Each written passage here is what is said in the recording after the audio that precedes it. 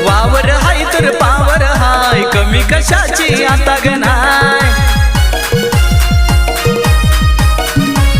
हे वावर हाय तर पावर हाय, कमी कशाची आता गनाय.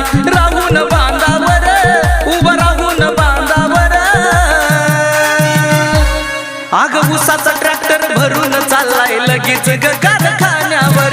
उसाचा ट्रॅक्टर भरून चाललाय लगीच ग